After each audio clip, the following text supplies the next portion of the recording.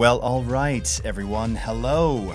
Welcome. Thank you for joining us. We are back. I am Jason Levine, Beetle Jace, joined today by Mr. DJ Cutman. Hello, everybody. How you doing? Such a pleasure to have you here. Such a pleasure to be here. Oh, dude, I've been anticipating this like all week. I couldn't wait to have you here, to have you just kind of rock the stage. You're going to be talking about such amazing things. Rock the chair. Rock the chair. I'm actually really enjoying this chair. I have to admit, I wasn't sure if you were going to be in full regalia. Dude, I went back and forth about it like so many. I was like, should I bring the armor to the girlfriend like 20 times this past week? But when I bring the armor, I need a separate bag for it. I wrap it in laundry, so on the way back, there's Yes. the collateral damage of wrapping something in laundry. The TSA love you for this, of course. Dude, they used to open up the bag every time, but now they're just like, oh, it's cut, man. Just let him go. Let him go. It's just foam. It's just foam. But your face is on the list, but it's not the no-fly list. Just the watch out for the guy's bag. It's a get a sticker from get this guy. Get a sticker from this guy. Yeah, exactly. Excellent. So we're going to be here for the next 3 days. We're going to be doing a combination of music,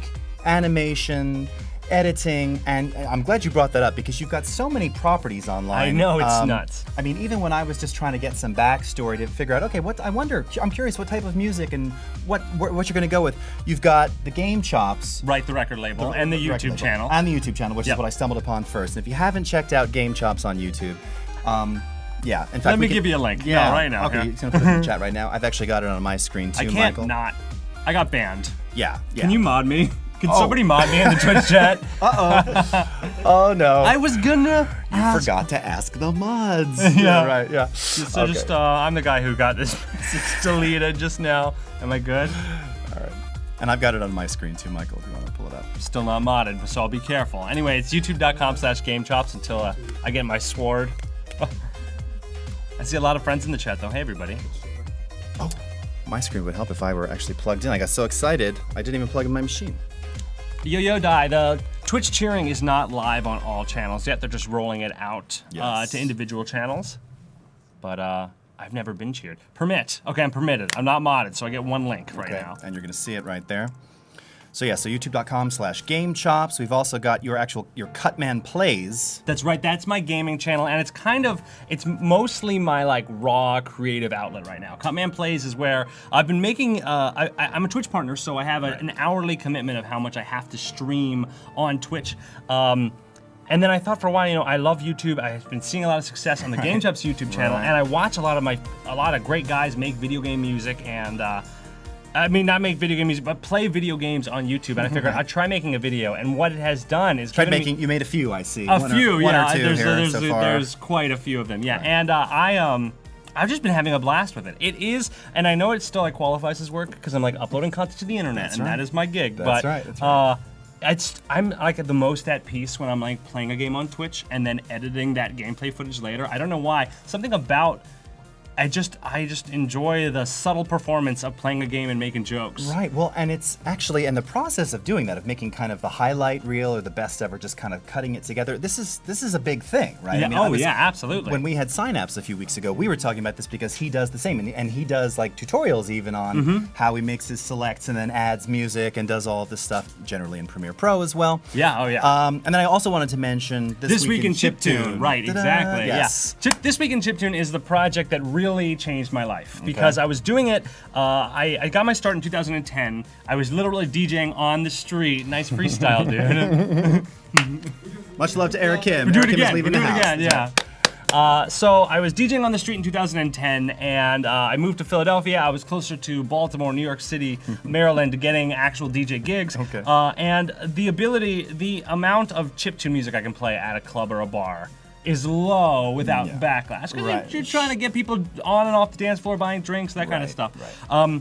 But when I moved to Philadelphia, I had a residency when I was living in upstate New York. And when I moved to Philadelphia, I could get like side gigs once a month to hear that, driving in and out of the city, driving up to Queens or Brooklyn or whatever and doing something there. But I could not for the life of me get a residency within Philadelphia. It seemed like the places that booked DJs had been booking the same guys for 20 years and they're still there, so get out of here.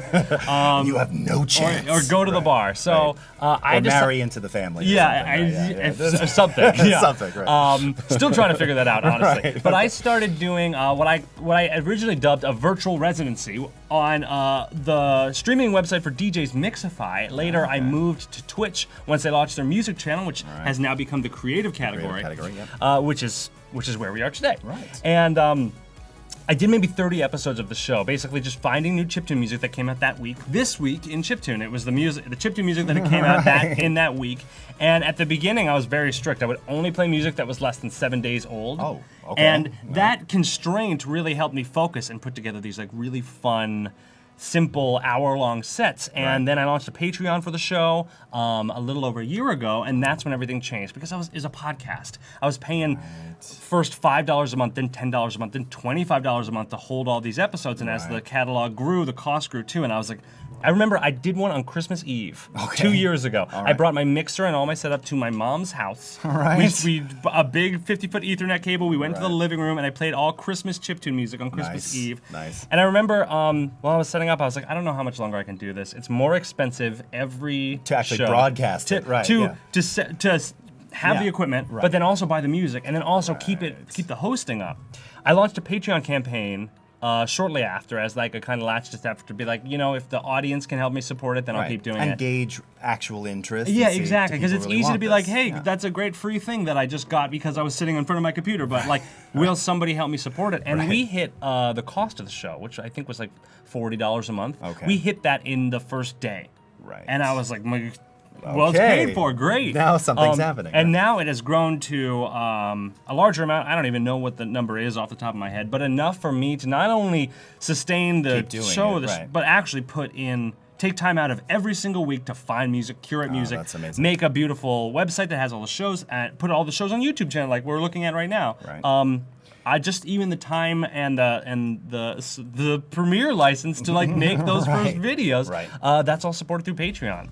So everything. Yeah. This is such a great story because again, especially with music video and how so many people are using and leveraging YouTube and Twitch and all these other avenues. When you hear success stories like yours with Patreon, like it's too much, and you're almost like at the brink of giving up doing it. That's absolutely. It was like I said, it was like I'll try this and it's Christmas. Yeah, it's Christmas. Yeah, that first year This Week in Chiptune, I did an episode on my birthday, I did an episode on Christmas, and there was one other major holiday where I did my Wednesday stream because I was committed to it. And for goodness sake, it was content that I wanted and nobody else was doing. Right. That's why I started DJ Cutman. That's why I started a lot of the stuff I did. If somebody else had been doing it, and then I would have had it. That's but right. Nobody was DJing video game music at the bar that I went to. So I guess I gotta do it. And I remember playing a show. I think I got paid. I think the bartender, I played for 3 hours. I think he tried to pay me $5 an hour.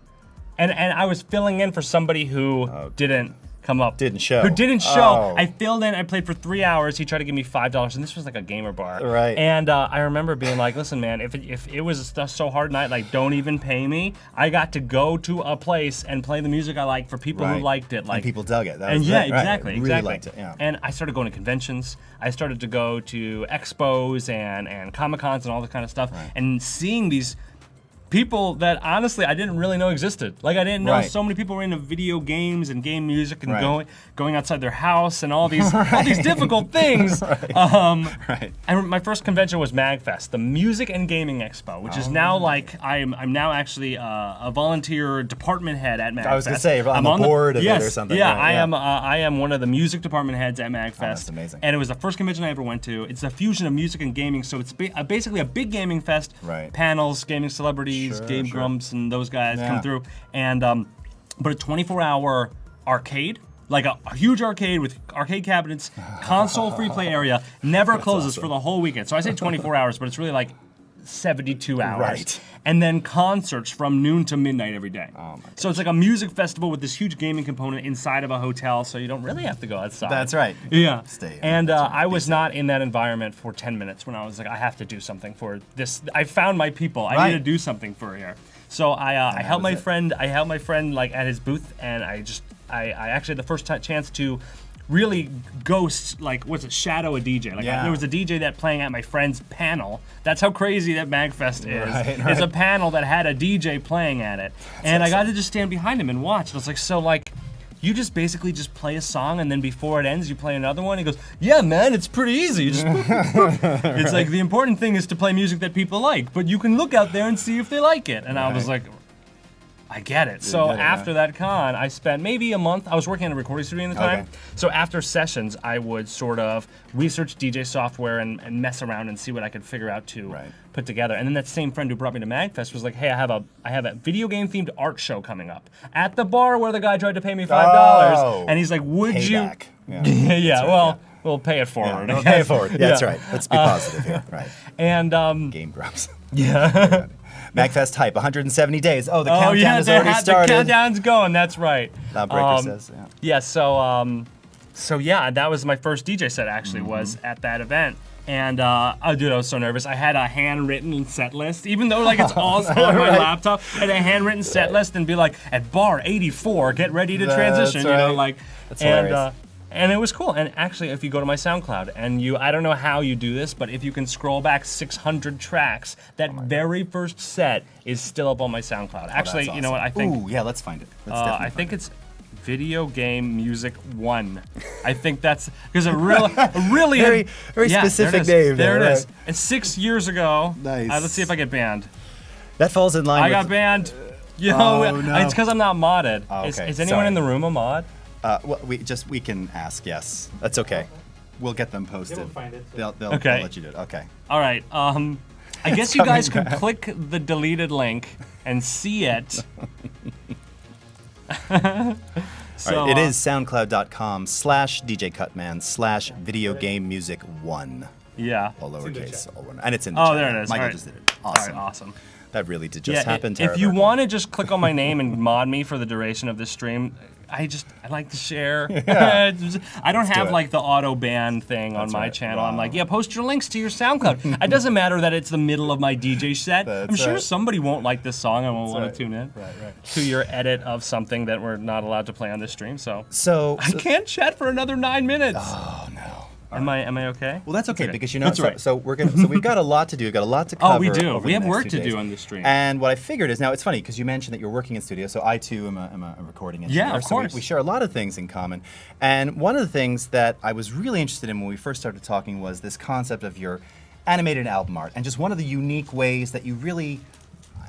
And I say that this sounds cliche, but you reignite visuals. You bring visuals to life in a totally unique way, in a way that really fits your style, but there's just something very organic and very you about it, and it drew me in, even hearing about it. And I think people are going to be so psyched to see this. So what are we going to be working on today for this first couple of hours? So today I'm very excited for what we're going to be working on. I'm going to try to do this over this one project over the 3 days. I've been toying around with some smaller projects, but this thing is so cool. Me and my buddy, who is a rapper who goes by the name of Megaran, did a song themed around the WWE wrestler Xavier Woods, member of the New Day, champion, and we know him. I actually had a chance to meet him at VidCon, but he's an awesome dude. He has been a big champion of This Week in Chiptune and Game Chops, sharing it to his huge audience. You know, he's a big star guy. So me and Megaran thought it'd be cool to like make a tune kind of inspired around this guy who's basically bringing nerdiness to the masses To the WWE. through WWE. That's amazing. Yeah, exactly. He's dressed up as Dragon Ball Z characters on stage, and I don't even want to think about the licensing implications for that.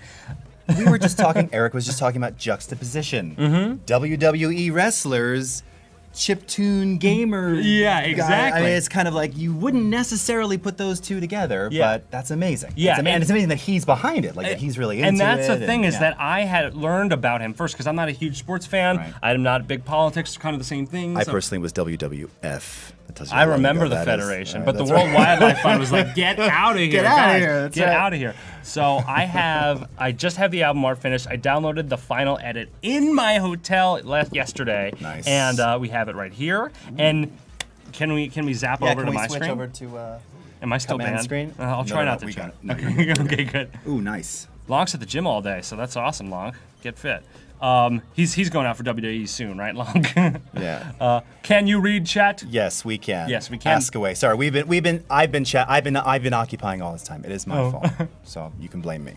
You wanted to see pandas wrestling large beef. Okay. Oh, okay. Well, we can do that. That could be arranged, maybe. Yeah, sure. There's a lot we can do. Anything is possible with DJ Cutman. So, are we seeing my screen? Yes. We yes, do. All right. So then, this is the artwork. It's very, very, very cool. There's Megaran, of course, right here. Beep. And here's me in my suit, which is actually very, very close to the real suit. The gauntlets are a little bit cooler than the gauntlets I have. This is our friend at D&D Sluggers who sang the chorus of this song. Nice. And yeah, so what we're going to do... Is he playing like on a 3DS? Yeah, yes, yeah. He actually, this is a guy who used to be in a band, but now he plays solo with the drum tracks programmed on 3DS music software. Oh, nice. Yeah, so it's really, really cool. So why don't we play the song? Yeah, okay, cool. So I'm just going to pause that. Sure.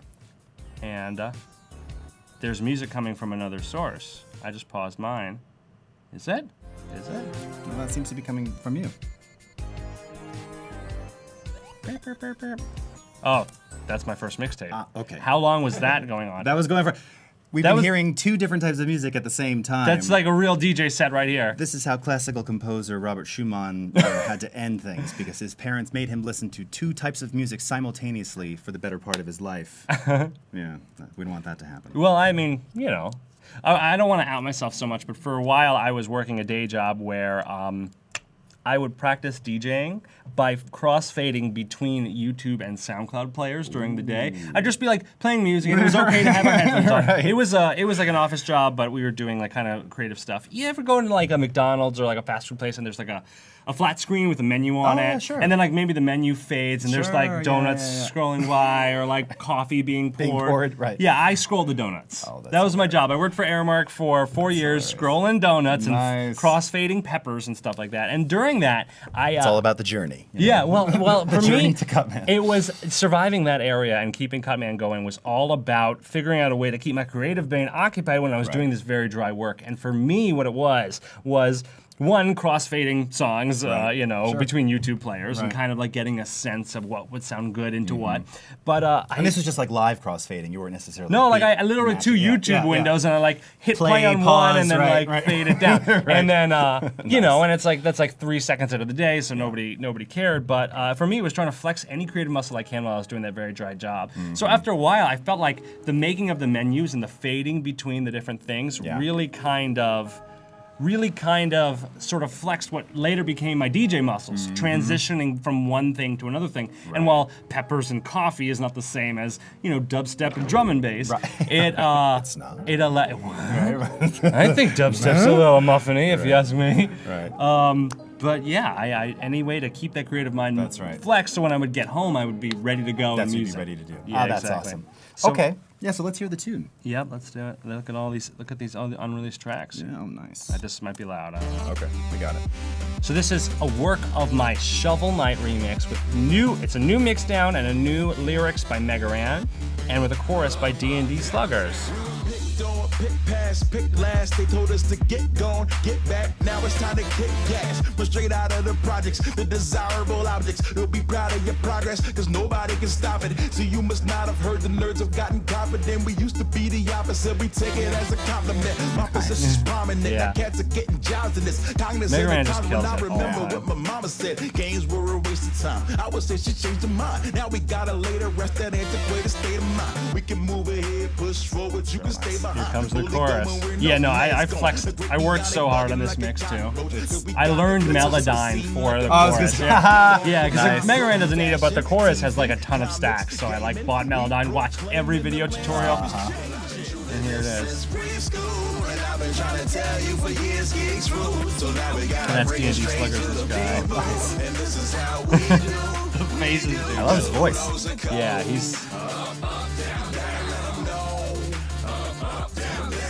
Love it. Yeah. Loving it.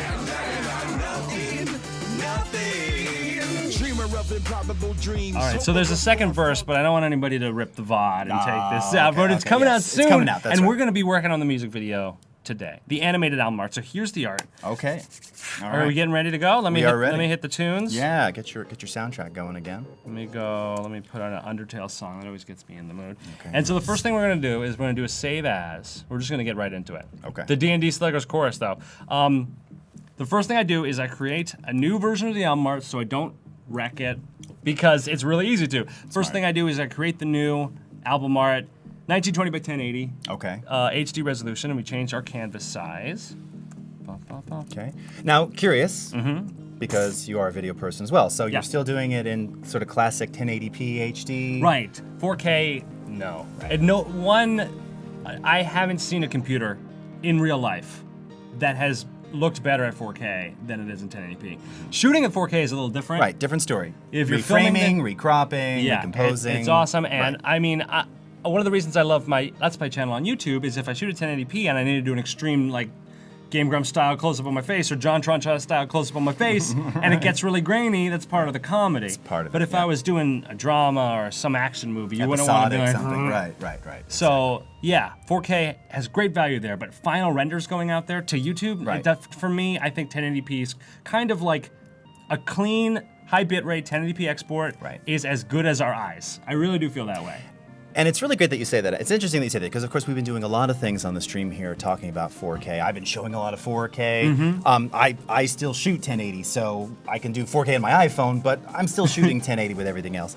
And one of the things that I've been saying is very similarly, which is the bottom line is most people everywhere can all access like a 1080p stream. Right.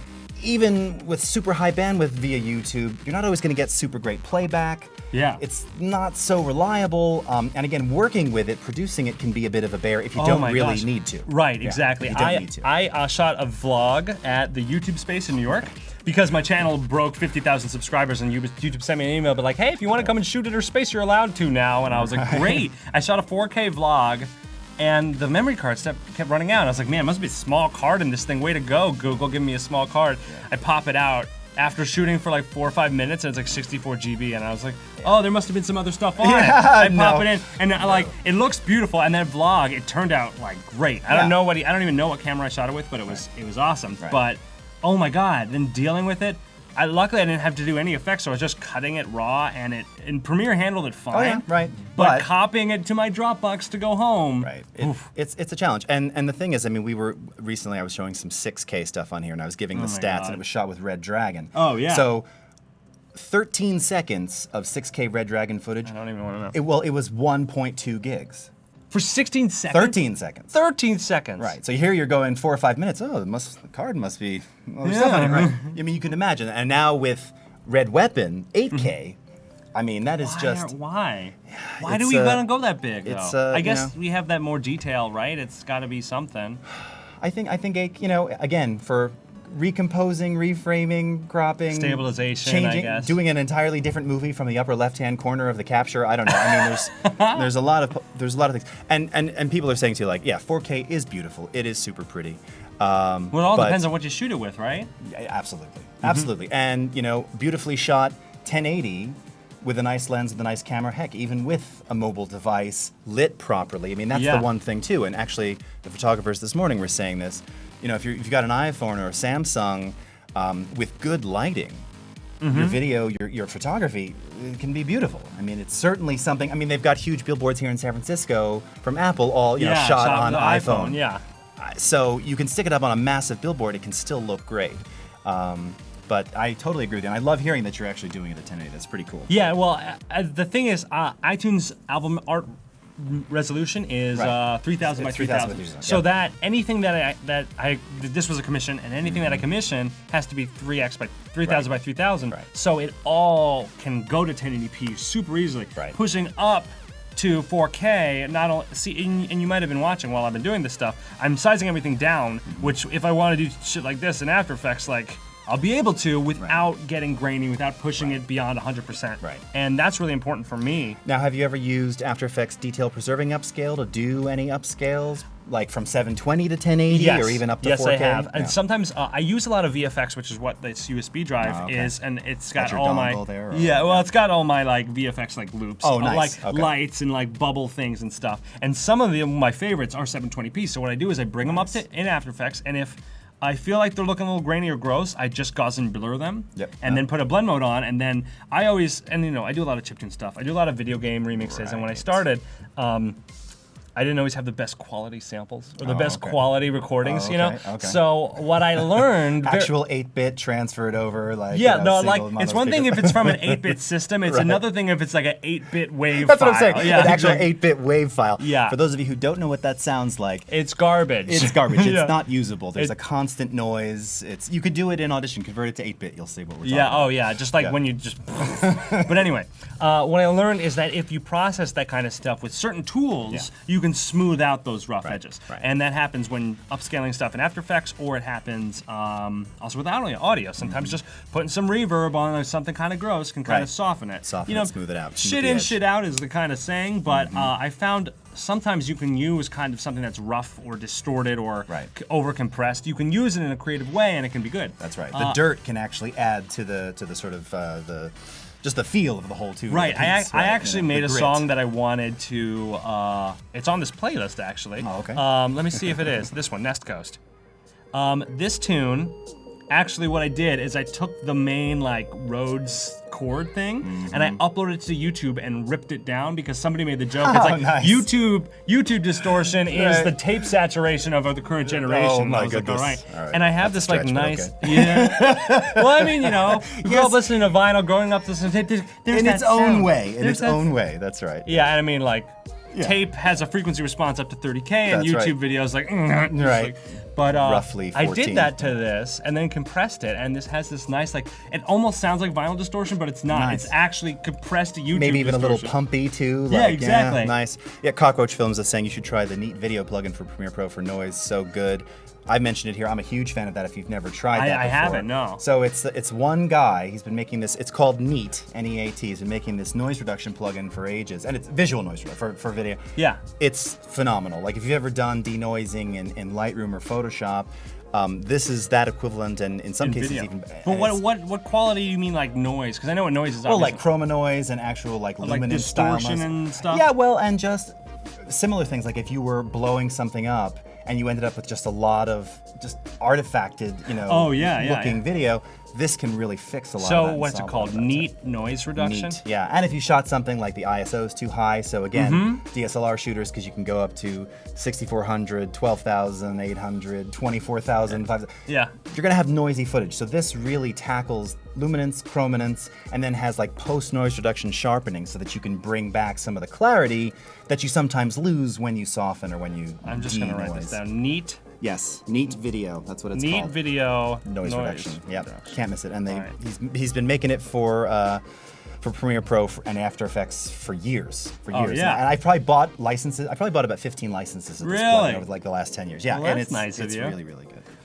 Yeah, I have. I recently pulled the trigger on Red Giant Universe's plugins. yeah. Those things, what a time saver! Like Yeah. my god, the glitch one in particular. I watched Independence Day and I saw it. I was like, yeah, I know what preset that is. It's like that's compressed and terrible for like for a couple frames, but like That's I know that preset right That's there. right, that's and yeah, I did a music video for.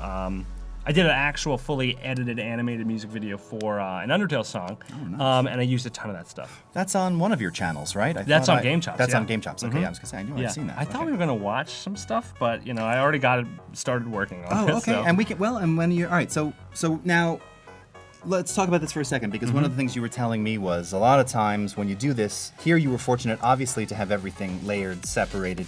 Not everything. Actually. Not everything. Yeah. Okay. So, what I just discovered while we were talking is that these two characters, which right now you can Scoot, Megaran, D&D Sluggers, are actually on the same layer, and their shadows and stuff. Now I do have layers like their lines and their lighting and stuff are separate, but I'm gonna have to go in and separate these two guys. So the best way that I found to do this is to blow my canvas back up, crop around them, separate them out, and then put them there. So we're gonna put it right back up to 3,000 by 3,000. All right, so while you're doing that, so let's see.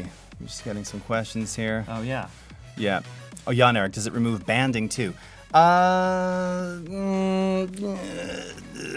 Not so much, Jan Eric. I mean, and there actually are other plugins that will try and you're talking about banding from 16-bit to 8-bit export kind of stuff. You see this a lot if you use After Effects and Premiere together, and you probably encountered this Yeah. before, because Premiere is always working in 32-bit float. It only really understands sort of greater than 8-bit.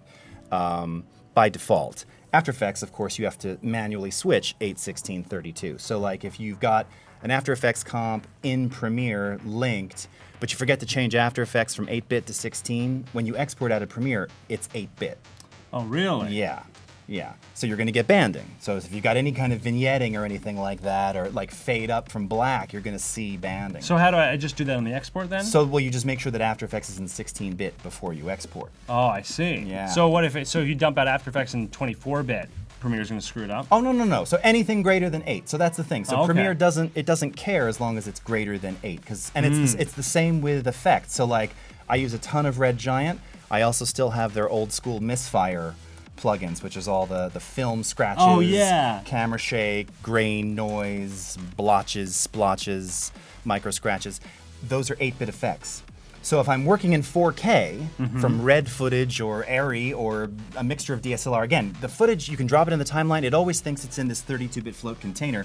You drop an 8-bit effect on there, though. Yeah. Now you're kind of working in 8-bit. Oh, and when you I see. export, that's what's going to happen. That's kind of like audio too. If you throw a kind of cheaper plugin on there, then Correct. So you want to maintain all 32-bit plugins to get the best export. And if you're seeing weird banding between AE and Premiere, just make sure After Effects is in 16-bit. Oh, Yeah. good to know. Yeah. See, I'm learning. I thought I might.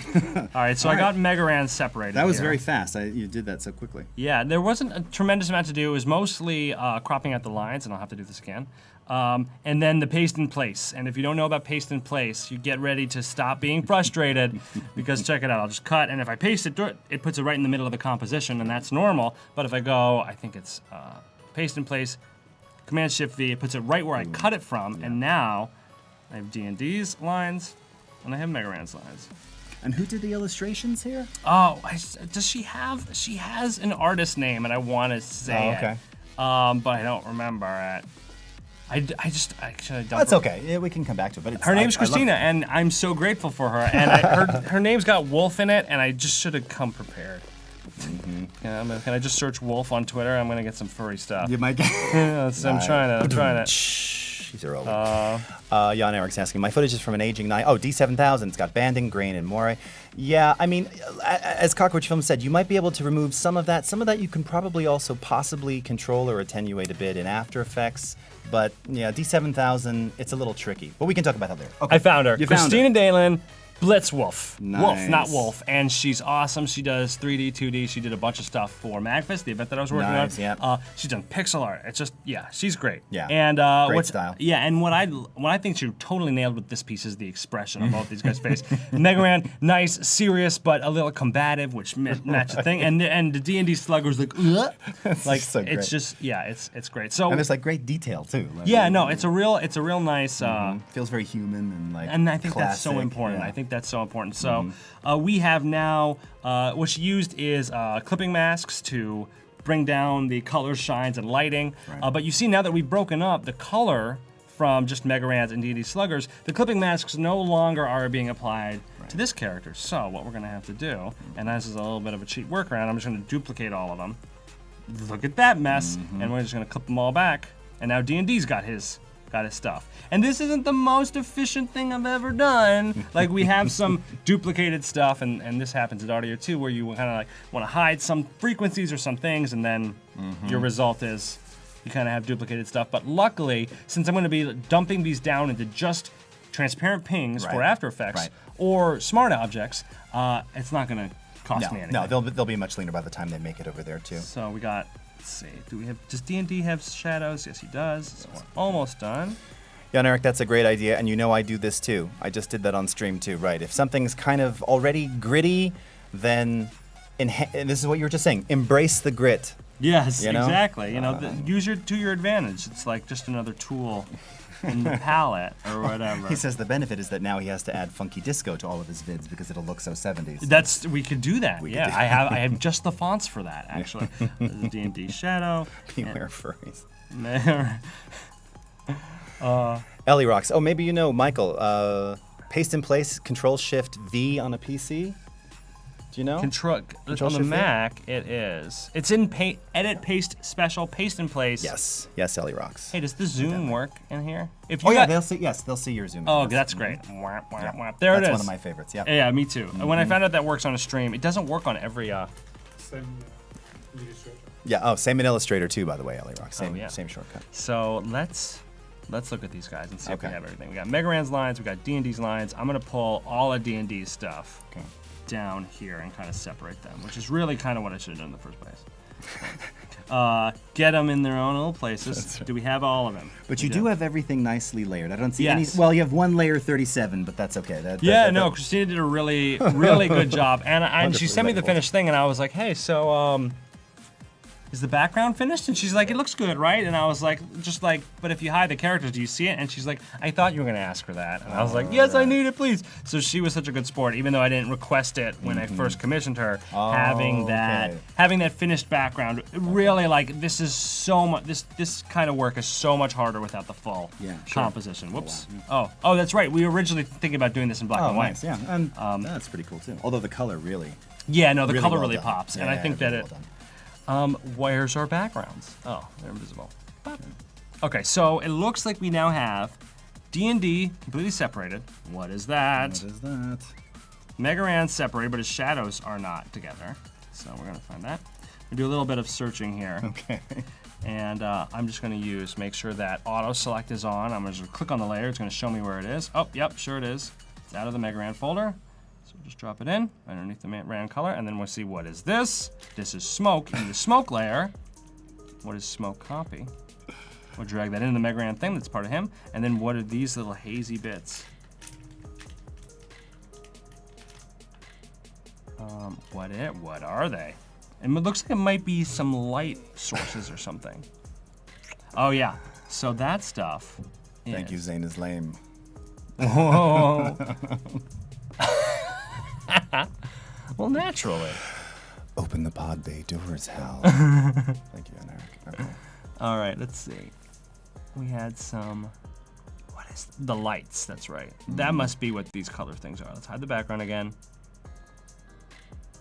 Get rid of everything. All right, so those are the spots. Yes. Which we're gonna want separate because they'll be really fun to play with in After Effects. This is something that is just gonna be so easy to sync to the music.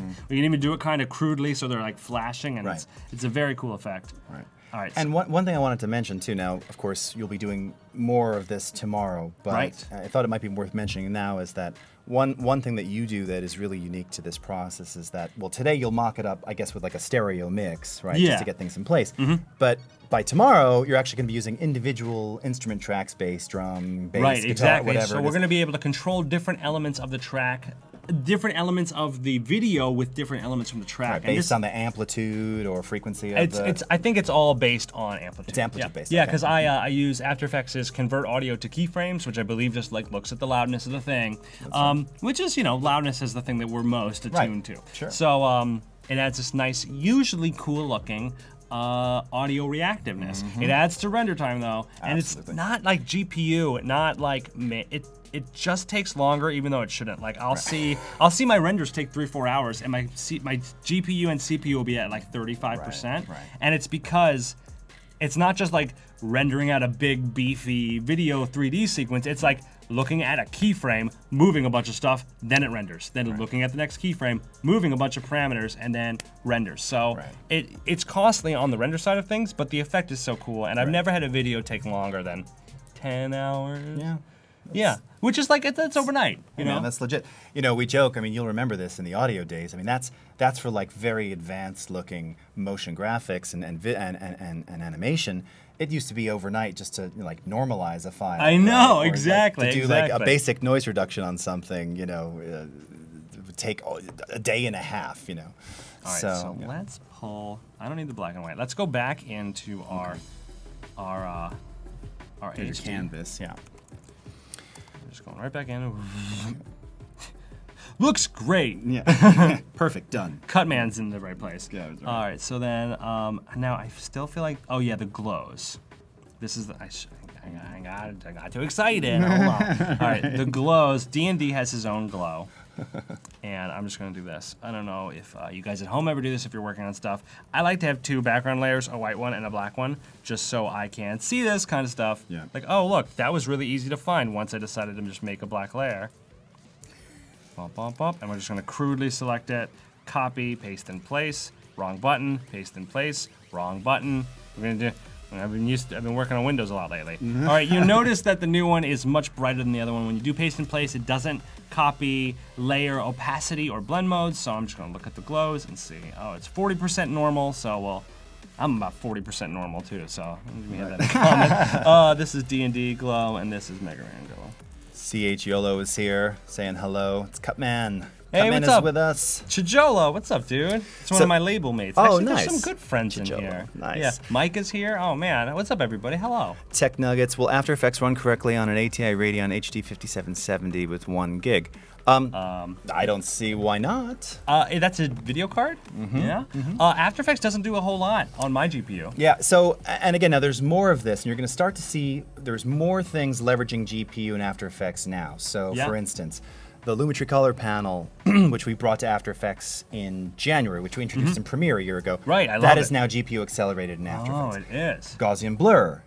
You mentioned Gaussian blur. I love it. This is also now GPU accelerated. So you're going to start to see more and more of this. The one thing I would say, Tech Nuggets, is that 1 gig for the video card by today's standards, It's a little low. it's a little low. I mean, it'll function, it'll be fine. You're not going to get a huge benefit from the GPU in Premiere or After Effects with a gig. But yes, it should be functional otherwise. Yeah, like I said, After Effects doesn't depend very much on the GPU. You know, can we talk about this real quick? GPUs, to me, We're going to get emotional right now. a little bit. little I don't know what they're for, guys. I don't know what GPUs are for. I have like a GeForce 960 or something, and everything on my computer works totally fine. Nice. And I have a GPU monitoring program, and that shit doesn't do like anything. Like it so rarely pops on, and maybe it's because I'm not playing Call of Duty max settings, or maybe they're made. Are they just made for shooters?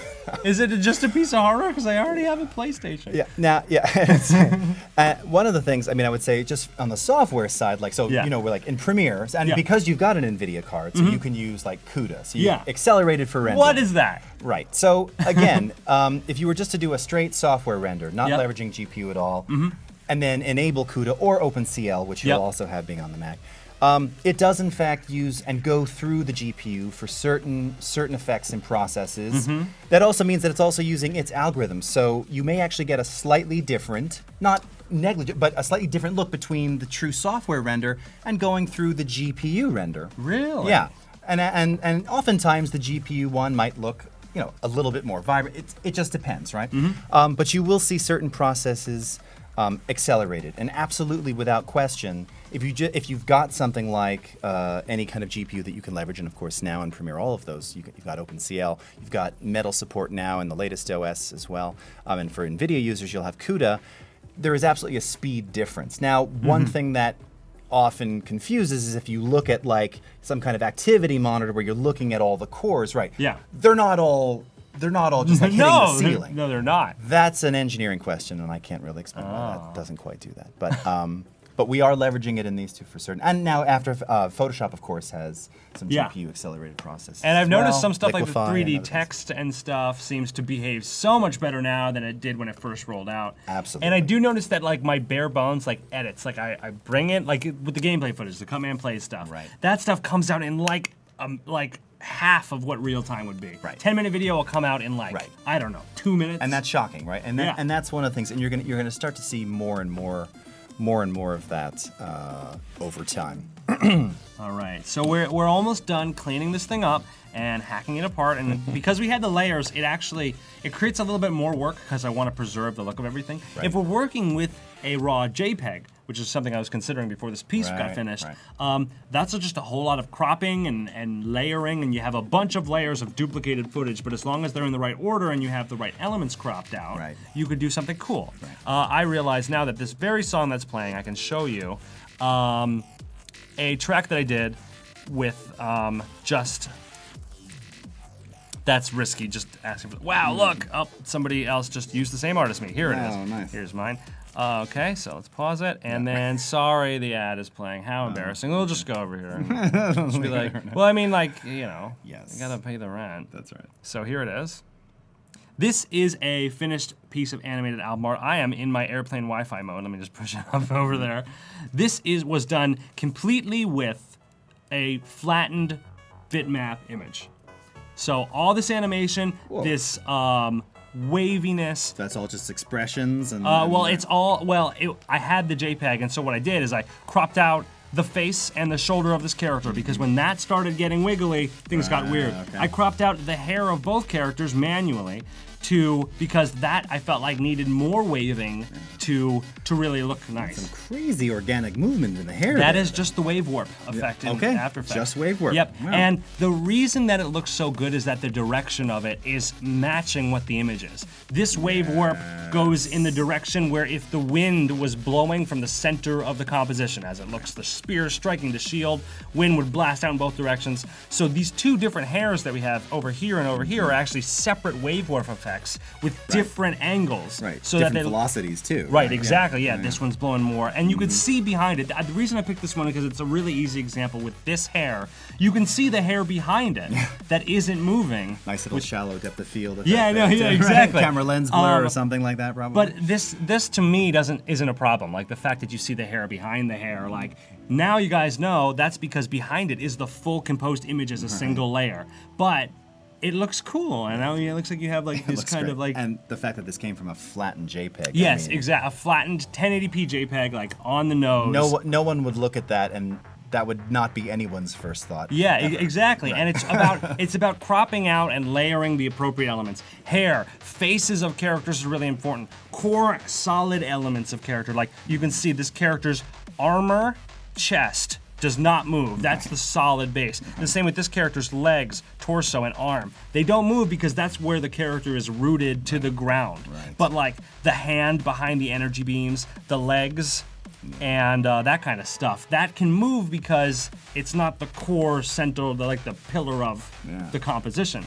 We also have this heat wave effect from a Red Giant, which is it's probably Red Giant. yeah, and this is they're right outside the Fire World in Undertale where this image is from. So I thought that the heat wave lined up. It also added this really nice sort of complement to the wave warp we have in the hair, and then we have audio reactive glows on both the heart over here and all of the energy.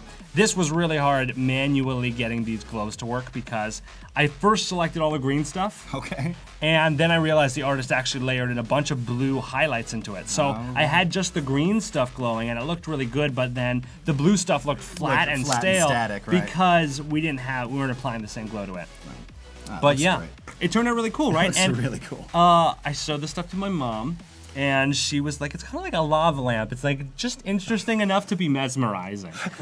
And there's some of these videos, man, that I'll like, sometimes when I'm like cleaning the apartment, I'll like go to my own YouTube channel, Game Chops, and I'll like pop on my uploads playlist and just let them rock. And that's what I want because so many music channels do like a very simple visualizer or a logo or a single piece of art. Right. The one that I can't stand, and there's some channels that are really, really great that do this. I'm not knocking the channels, I'm just knocking the practice.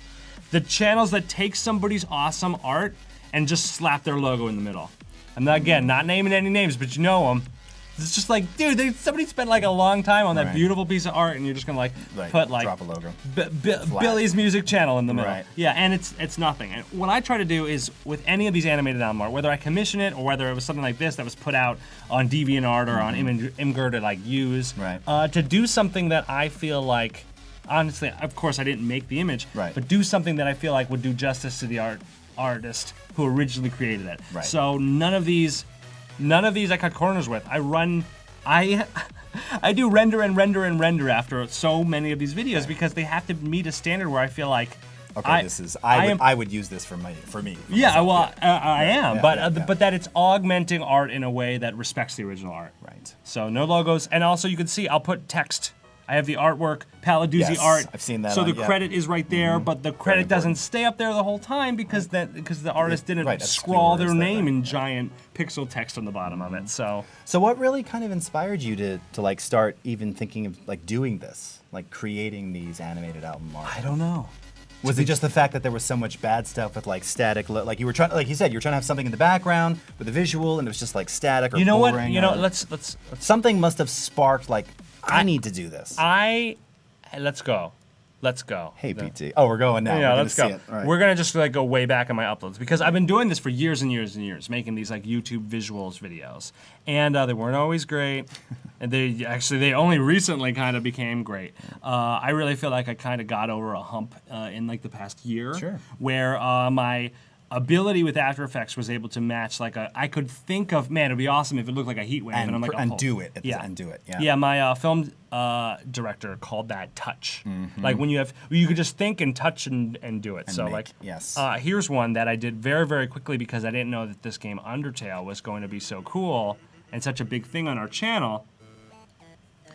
This one's very, very simple. And after uploading this is when I was like, I did this one in like little over an hour. And I was like, man, if I put like more time into this, again, tempo sensitive text, Right. very simple glow on the eye, and then there's a slow pan that happens here. So I did this in an hour, and I was like, that was really, really fun. And you can see this is coming up on 1 million views, this video. Wow. And as the channel grew and the view counts grew, I felt more at liberty to put, rather than putting 1 hour, put 2, put 4, Right. put a whole day in Whatever it. it took to get it to where you want. To get it to How somewhere. you envisioned it in your mind. That's exactly what it is. So I've slowly gotten better at After Effects, gotten more inspired, and by doing this more and more, I have a workflow. So when we do get into After Effects, which it looks like we have an hour left today, so we probably will, you'll see I don't have a template. Let's look at this one, because I love this one. Okay. This one was, I also felt like a real breakthrough. Oh, very nice. Thank you. Was this one of the videos or images you were telling me about earlier that you were able to use? I got to be honest because we're on a stream and we're live.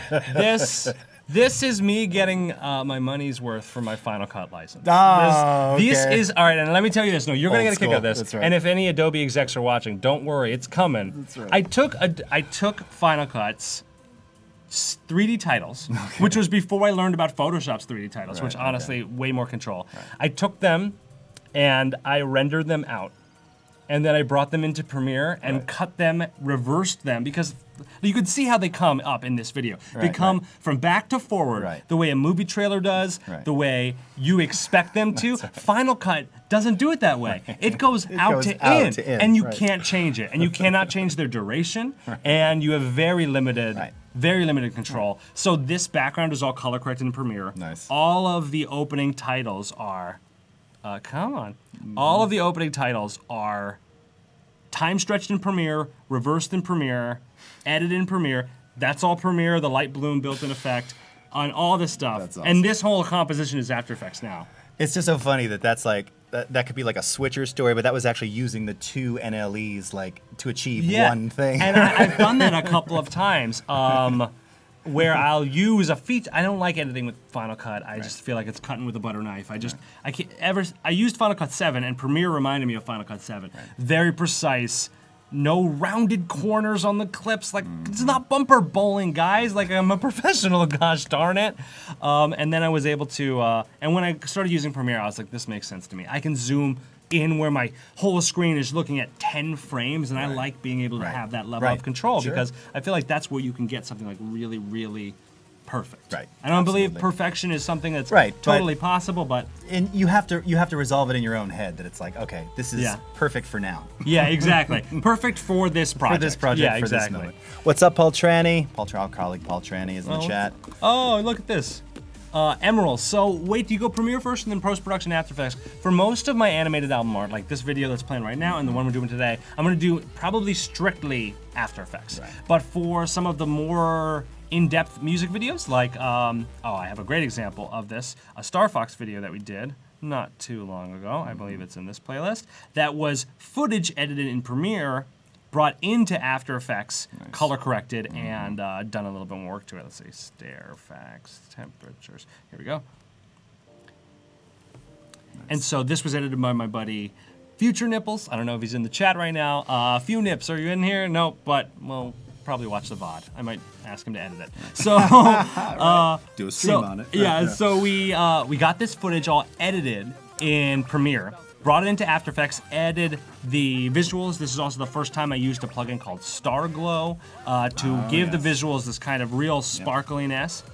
And then I color corrected all the shots. Not everything. Like this is new footage that looks really nice, but the old N64 footage was just like the color just didn't stand up. Didn't so, work. but being able to color correct it in Premiere and then bringing it to After Effects and have those color corrections stick, it was a really, really awesome way to like because this is not what the N64 game looks like. Right. It doesn't No, look like no, this. no. Even this, like, Right. this is pretty bare bones, but the color is really blown out and kind of saturated and like.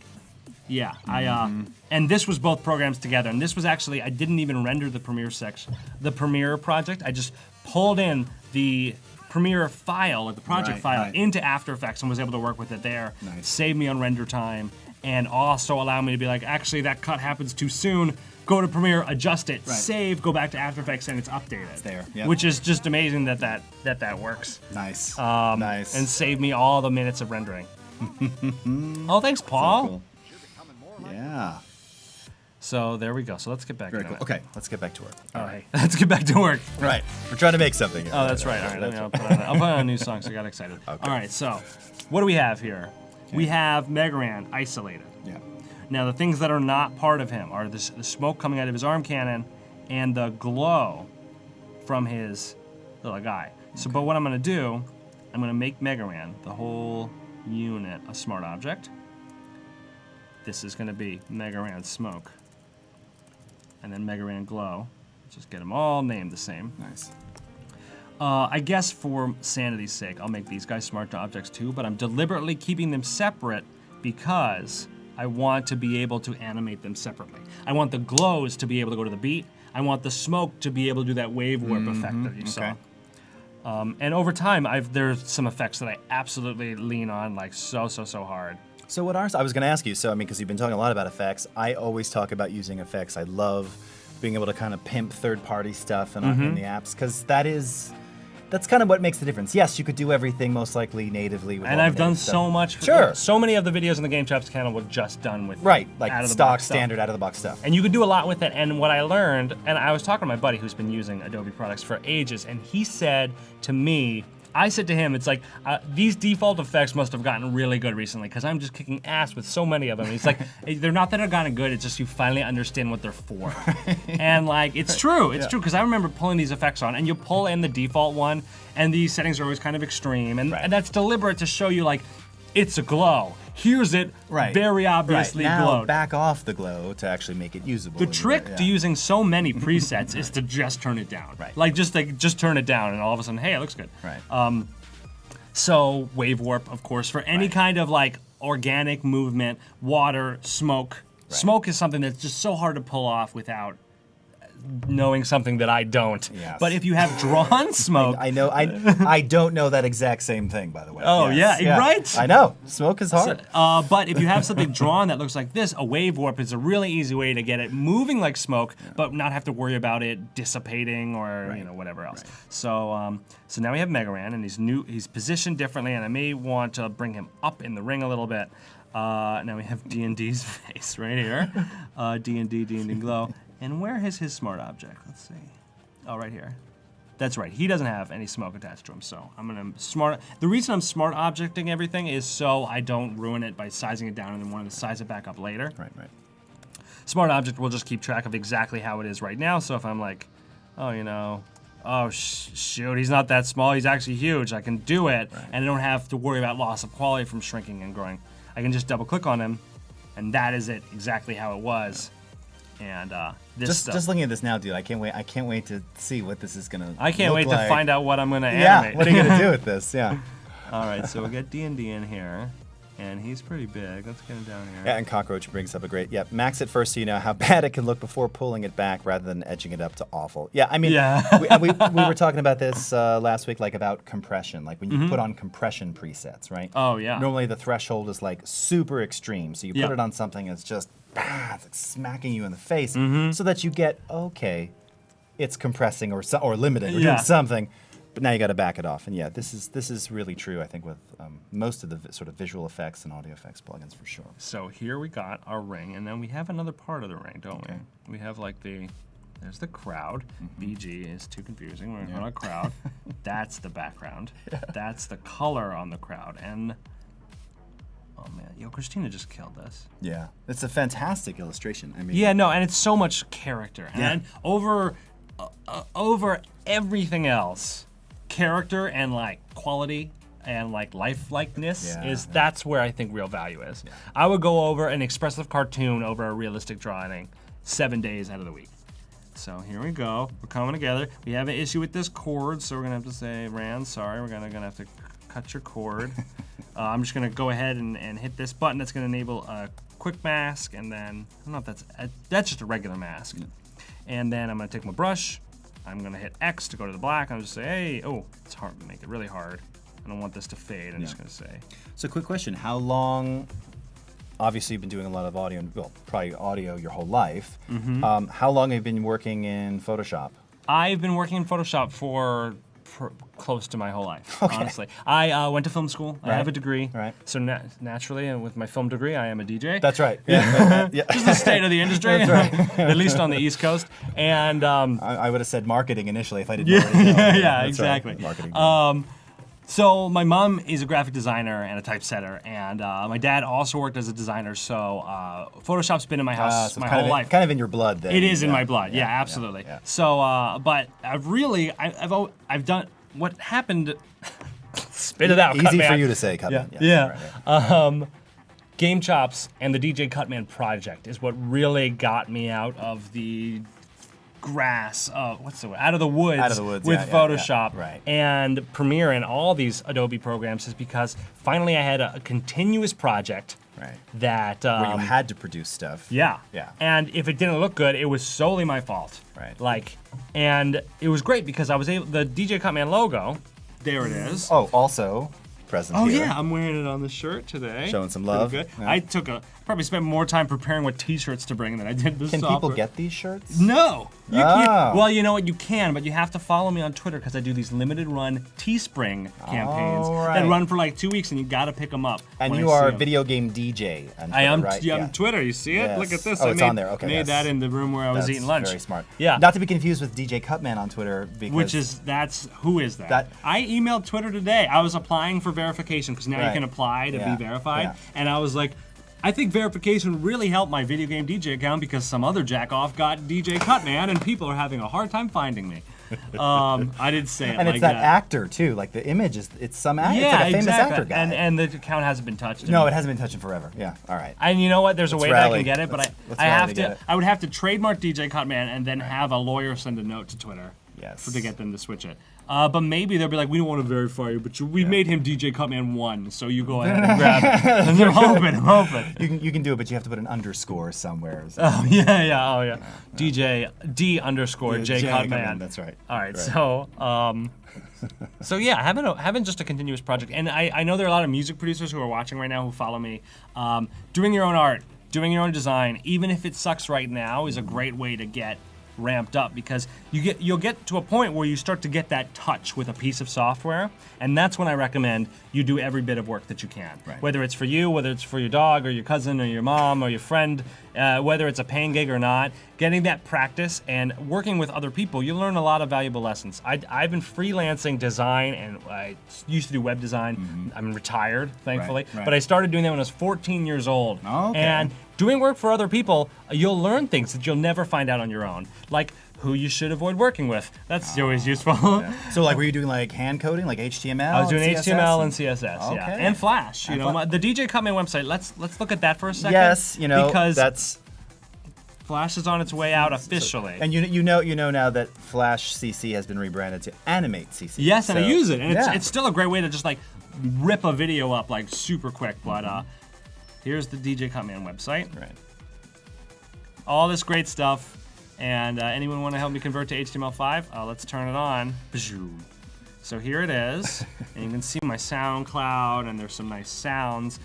These buttons turn on. There's actually a whole bunch of little secrets, like you hit the space bar, you shoot scissors. Yep. You can also click it. You can also hit the button above to reset the site. Apparently that doesn't work anymore, so never mind. I did get the scissors. I was wondering if this was like a pattern generator or Yes, something. it's not a pattern generator. It is a password. Oh, so I'll show you interesting. if you type. This is the first time I'm showing this in video. If you type DJ Cutman, you get a Zelda sound effect, and then when you close and open this thing, Oh, treasure chest treasure appears. chest. And Okay. on this is a song that you can't get anywhere else. Interesting.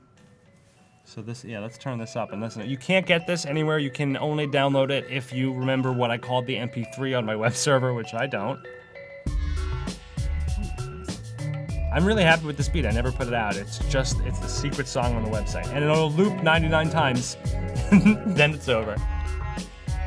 It's actually a remix of Chrono Trigger. There's also this. So let's close it. All right, good, it's turned off. And then if you type Beat Tank, and this was mostly for me when I was doing more local shows and like visiting other studios and stuff. Let's open up the Beat Tank. All the scissors blow out, and this is my personal collection of the Mega Man soundtracks. Oh wow. And unreleased, I wrote secret tracks here to hype it up, but the B-sides from my first 2 albums. So this is all secret stuff on the DJ Cutman website. Be sure to check it out before you have to click to run Flash, which I hear is the thing that's coming up, which that is not good news for me. And of course the website is just djcutman.com. It's fun. I should just do some HTML5, but the switch over to HTML5 was not like, I'm retiring. I cannot possibly learn HTML again. Sorry, like no. Oh, but you could. I probably could, yeah. All right, let's get back into what we're doing. Okay. So we got Mega Man, we've propped his cable, we got D&D Sluggers looking pretty good. Now Dewey, is he looking good? Let me click on him. Again, I have an auto select layer on so I can just click on stuff. Now I'm not sure why D&D's layer is so huge. I don't know what's up there. Let's just do this real quick. We'll add another layer that's black to see if there's anything up here that looks important. No, it doesn't. So what I'm gonna do is I'm gonna select it and crop. What this is gonna do, and it sucks a little bit, it's gonna move where he is on the canvas, but when we bring it into After Effects, because the layer is smaller, he'll be a lot easier to deal with. to So manipulate. he's going up there. So nope, buddy. Let's get back there. Your glow is not in the right place, so let me get the D&D glow. I'm gonna just put it on some like really gross, super obvious. That's not that. No. Hard mix. Come on, lit pin light. I'll just keep it on normal. Playing a little groove right over All here. right, so I'll just do that. I'll just duplicate the layer a couple times. All right, that's where it is. So let me pull him down. We got him. And all I did was duplicate that layer a bunch of times. And once we get into After Effects, you're gonna see duplicating and layering layers is a great way to, 1, see where the subtle ones are, and 2, create effects you can't get on just one layer. So he's looking good. D&D glow right here. Bump, bump. Mega Man. Glow. He's got glow on his forehead. He's got the smoke. Then we have him here. Now the last thing and the hardest thing is where are we gonna put the words that appear? Probably here. Okay. Words up. And the track is called Up, Up, Down, Down. So let's just see if we're gonna have enough space. Now I know I have space on the album version. There, that's where it's gonna be. So we're gonna have something, I rotated that. Let's go ahead and, I get it right back to 0.0, that's awesome. Nice. So it's gonna be DJ Cutman and Mega Man. Up, up. I am typing it. You know, it's in there. That's right. And is that your signature font that you use for? I've been really loving this font. It's called Determination Sands. It's based off the game Undertale, but it's not a rip. It's actually a more elegantly composed font. Is this? I guess this is not a Typekit font. This is, I don't know what it is. Yeah. It's not a Typekit font. It's not a Typekit font. Okay. No, you can just search Determination Sands and here it is. Determination Sands. And there are 2 versions. Behance is the site. It's free. You can use it. Yeah. It's by this guy Harry from Japan, and there's a monospace and a other one version. Don't use the monospace version, guys. Even though you want, it's the first one that comes up alphabetically. Don't Look use at it. that one. Don't use it. It's a mess. Look at this. Look at this. Oh, I can't even scroll up to okay. it. That's Photoshop's fine. just like, no, it's all right. They will take your advice on that. Down, down. Look at all these credits, man. I don't like to do rap music because there's just too many names to put on stuff. That's not true. There's a whole lot of reasons why I don't like to do rap music. Oh, Sweet Burn. Throw a cap in the chat. All right, so then we'll get something like some basic thing here, which will only fade in and fade out, but we might be able to, compositionally, if it works, we'll be able to keep it in. Yeah. But let me just bring it all the way up above the shadows. And then maybe what I'll do, and this is a really great trick, this is such an easy trick, if you want your type to look better in Photoshop, just go ahead to this kerning thing in the character panel and set it to optical. Look at that. Now it just looks a little bit like you did a better job typesetting, and then you can go in and set it up a little bit more if you want. I find with pixel fonts you usually have to do some degree of sussing with them, but this one's actually surprisingly good. It looks really good, but changing it to optical is going to make it a little bit tighter and also correct any kind of obvious visual spacing issues. Usually happens around letters like I and L that are not as long as other ones. Which is not uncommon with certain fonts from certain font families, or if they're like kind of homemade fonts. What's a good example of like a Hamburg? You should know I've talked about this a lot, and this is actually a problem. It's something that we've been investigating here. Oh yeah? A little something called font anxiety. Oh, what's that? It's I suffer. I have great choosing a font. Oh Just yeah, picking the font. That's why everything I do is either Helvetica or that font I just showed you. Yeah. You know, and then weights and Michael knows this. I will always, or Rufus for that matter, defer to them to just tell me. Just tell me. I mean, I sat on stream on a Twitch stream. Yeah. Some people, I think Jan Eric was there and Finch. Dude, 15 minutes of picking the and font. I'm just like, well, then I picked it. I'm like, should it be here? Or here. Yeah. Oh, here, there's that too. Here, I can't. Someone help! And then people were telling me what to do, and everything was like different, you know. Oh yeah. Yeah, and that's the thing is a lot of it is to taste, so it's really hard to. I mean, the only way that I do is my mom is a designer, as I mentioned, so I'll bounce it off of her, and she is just ruthless with being like, well, it just doesn't look that good because you didn't do the right thing, and I was like, okay, makes sense. But for me, it's really just looking at it. Big and small. That's the best thing I could suggest. Yeah. Looking at it big, I see, that looks pretty good. Looking at it small. Looks like a fantastic album cover. Yeah, looking at it small, I'm like, wow, that ampersand's a little big, isn't it? So then this is a trick that I can do with this font. And it doesn't always work, but I'll take, if I have two weights, two sizes here, I'll take the small weight, pasting just the letter. Yeah. And is that cool? Oh, I don't know. Probably would be cool if I didn't have that. Nope, you know what? Let's go back. Yeah. It's just so much bigger than I want it to be. So let's pull it down. Getting anxiety now, just thinking anxiety. about it. Like, let's bring it down 4. I don't know what I like. That looks okay. Honestly, the shadows are what's messing it up. Yes, the shadows on the side there. Let's come up. Oh, where'd you go?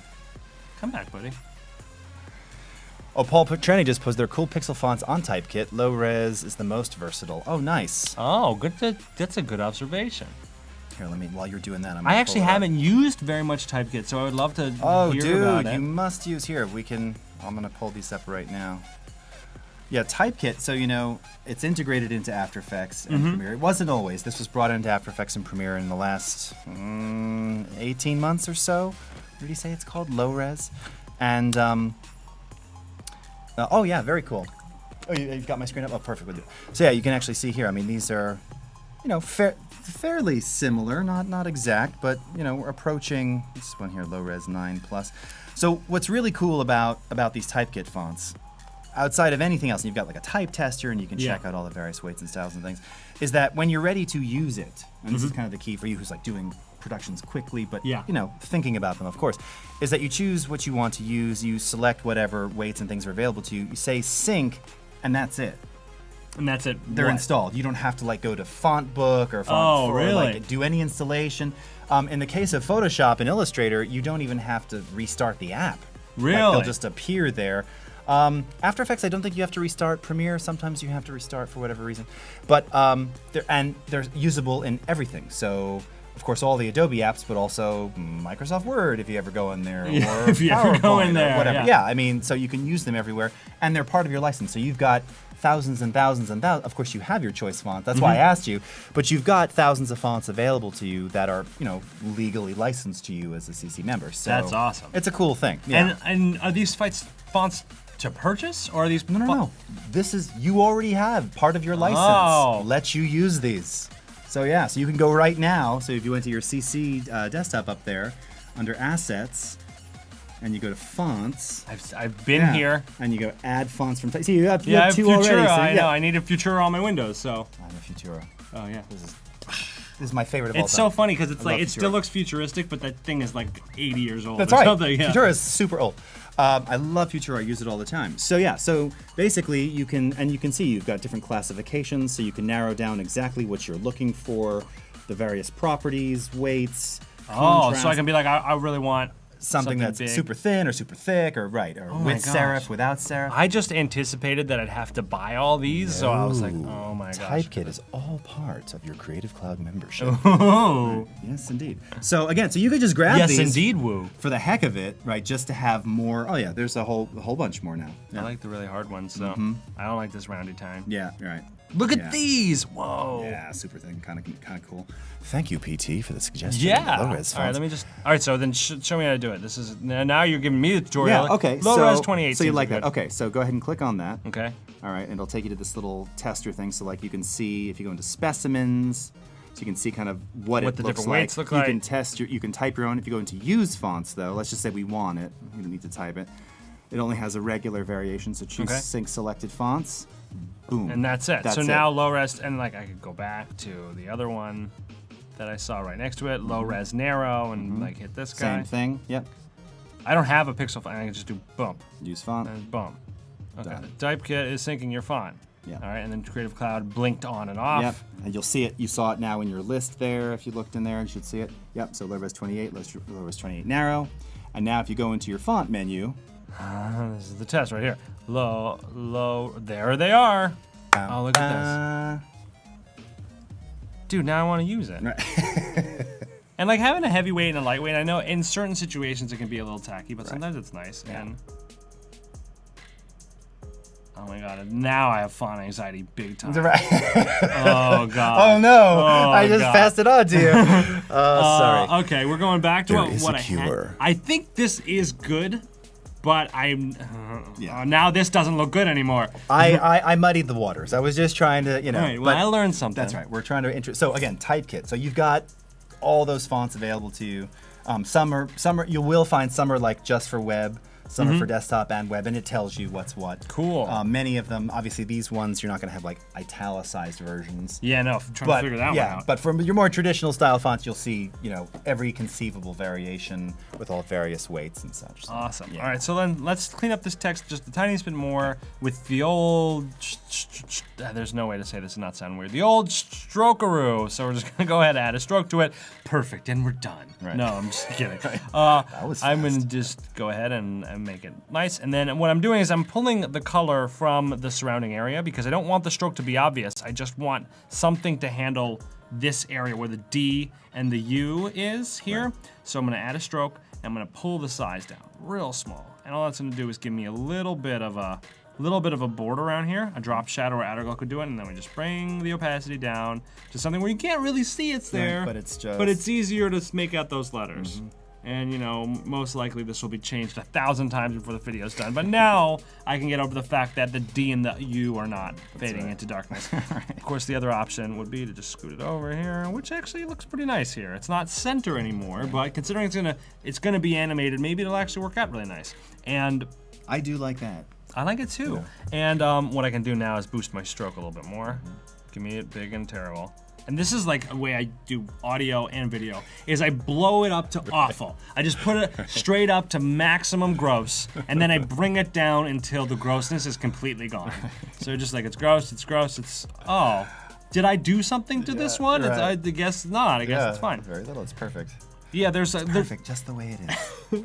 there's conflicting theories with sound design. One says if you can't hear it, get rid of it. Right. But I subscribe to the belief, and it's one thing composing. If you're writing so much and you're just adding more and more and more, if you can't make out the different stuff, then yeah, you Right. probably have too much. That's right. But with like a visual mix or even an audio mix, when you're not adding layers but you're Right. adding effects, sometimes the invisible sheen can really go a long way. Absolutely, the perception of that invisible sheen. Yeah, right, it's you just can like- lose it. Yep. No, so true.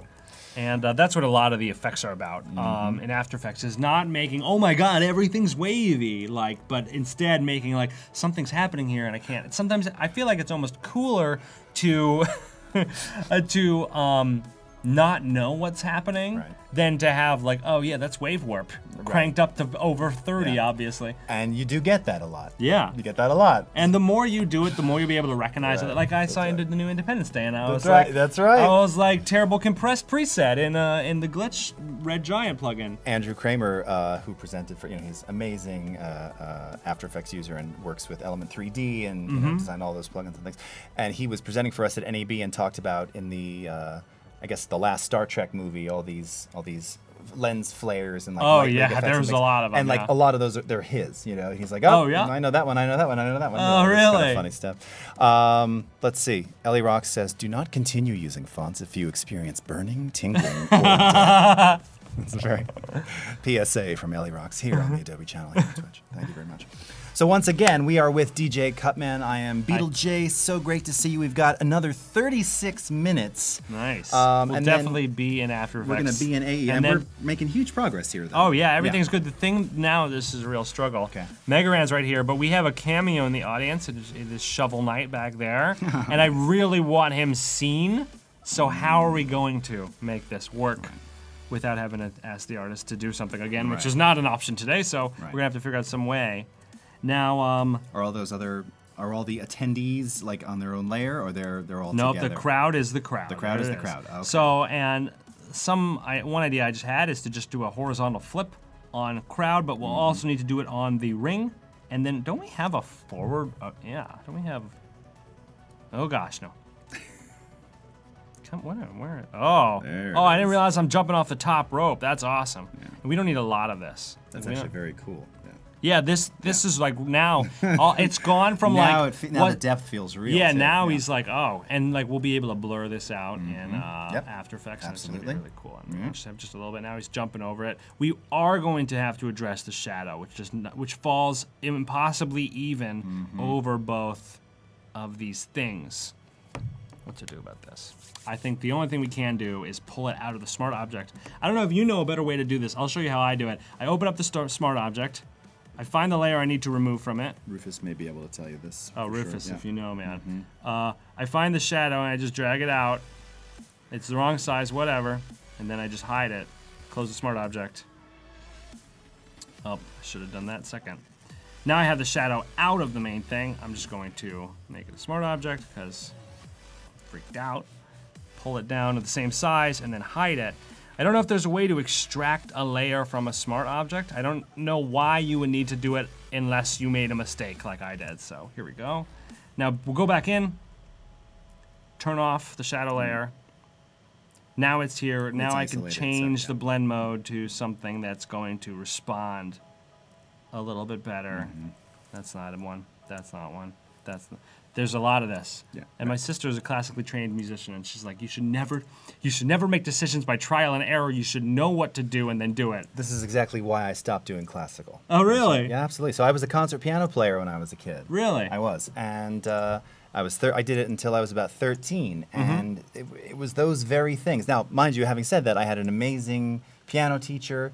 She was old school. It's an old lady. She actually used to slap my wrists. She was like, man. Oh, no, it was old school. Like, do it again. Ow, all the techniques I still use, but it was that very concept. Like, you can't go off the music. You can't trial and error anything. Yeah. The note is the note, and the articulation is the articulation, and there is no such thing as improvisation. Wow. So I said, see ya. Forget you, lady. I'm out of here. I'm gonna rock out elsewhere.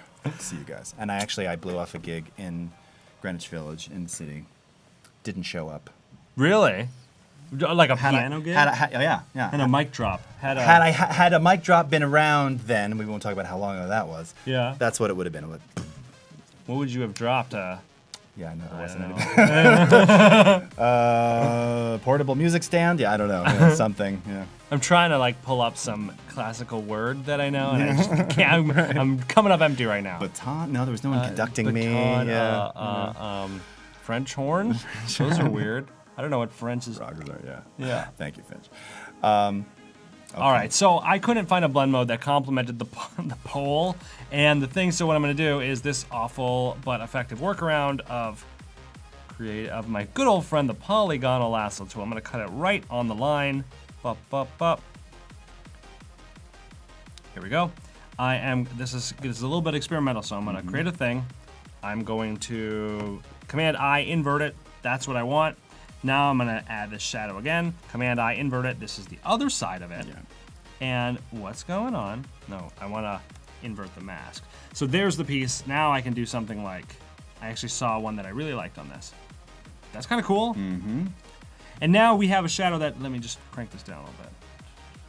Now we have that still the same shadow, and the important thing is that the Cutman shadow, no, that's not what I wanted. The Cutman shadow is the same color quality as the Megaran shadow. That's really important. Yeah. But they're actually split up on a separate layer, so now we don't have this kind of telling sign that one layer is sort of screwing up our depth. Right. You know, it's possible that we don't even need it. Yeah, depending upon where the final crop is, I guess. Or though this is representing the 1080 frame. This is, yeah. So I'm wondering, like, because it's possible that the light is where the light source is. It wouldn't cast a shadow on this, but I actually think that it. You know what?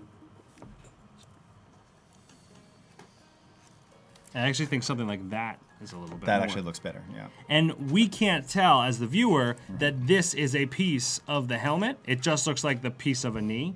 But because this knee is closer to the pole or whatever, the rope, we kind of have this better way to. It looks more real. All right, I'm done. I'm done today. I'm just kidding. We have another 30 minutes to get this into After Effects, and we're gonna do that. And then tomorrow's gonna be the fun day. But we have to figure out the crowd. The crowd.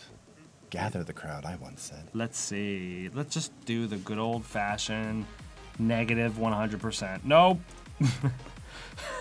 Right. Oh, I want this to work. Yeah. We can do this. We can do it this way. Let's get Rand in the right place. I know, I isn't love that dude. cute? That is. That's like a cute element. Yeah, it's awesome.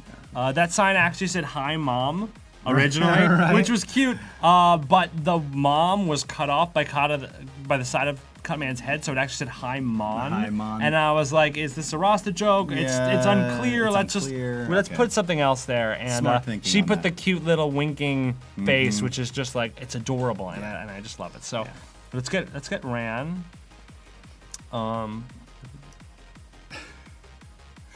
Finch, a drum kit falls off a cliff. All right, so we have to go back in and crop off yet more of this cable.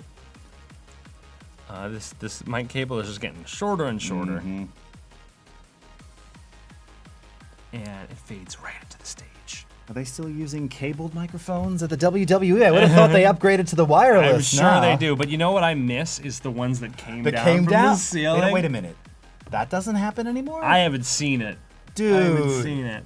That was the classic. I know, but like think about all the cabling you need for that, and those arenas are big. They're big They're arenas. big. I often really wondered, that's got to, I mean, sure, well, it's a couple hundred feet, I Dude, guess. those kind of microphones, like you don't see them anymore, but they're cool. They're classic cool mics. Yeah, they were typically like the SM55, right? The Shure SM55, the silvery. If you look at SM55, you'll see. There it is, right Yeah, here. yeah.